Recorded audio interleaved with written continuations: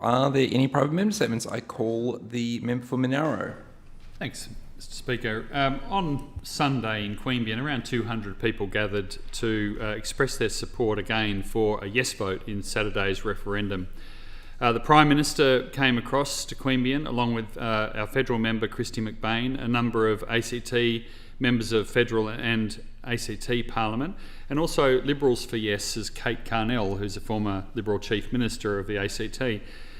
It was a gathering which did cross party lines because many of us felt it was important to once again emphasise the importance of voting yes as a modest and fair way of trying to help our Indigenous Australians to overcome some of the disadvantage which they have historically and still continue to have.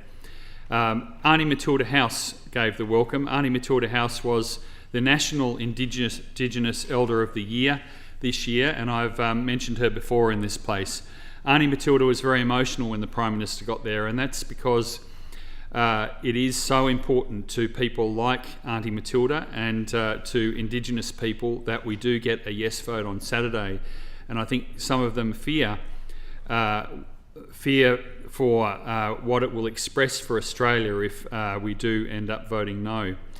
Queanbeyan's Deputy Mayor Esma Livermore, who is our first Indigenous Deputy Mayor in Queanbeyan, indeed our first Indigenous councillor, gave a wonderful speech at the event. And the Prime Minister, of course, talked about the proposal itself. He emphasised some of the things which the No campaign has been saying which are not true. For instance, emphasising that no one proposing the yes voice has committed to spending a cent more, just in trying to use the voice to ensure that money is better spent. He talked about the fairness and equity of the proposal which came from the Uluru Statement from the Heart, and which has been falsely, by some of the opponents, claimed to be a Labor proposal. He pointed out that it is something which came from Indigenous people themselves because they want to see us taking this sort of action to help close the gap.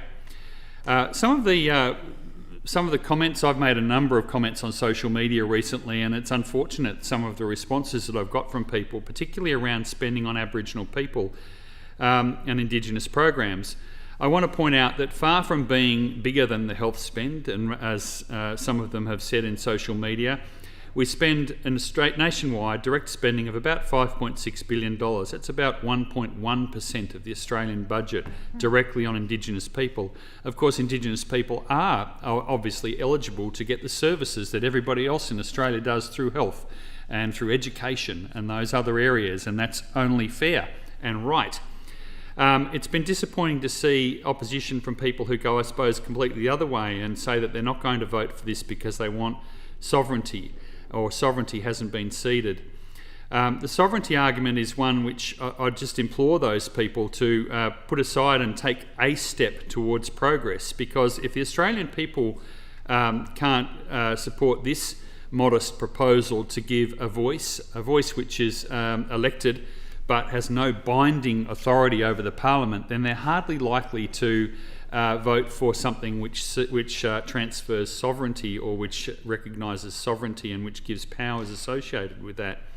I just think we need to take this modest step now to ensure that we can make progress. Social media comment in some cases has been pretty awful, and frankly some of the comments that have been made on my posts have bordered on fascist in many ways. I mean, there is a tendency from some people to run these sort of nationalist things up, to run campaigns which demonise people.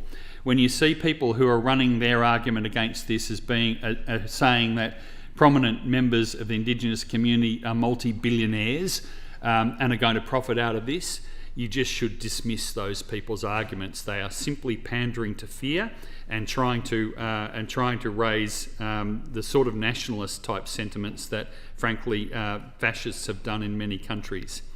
It's a very simple proposal, and it's a simple point. This is to lift people who are undeniably experiencing poorer outcomes up. It's to give them a say in how they're lifted up. It's not going to be a cost to anybody else. And I would simply say to people, maybe the one or two people who watch my videos of Parliament, that lifting someone else up costs you absolutely nothing. Vote yes. It's a simple and fair thing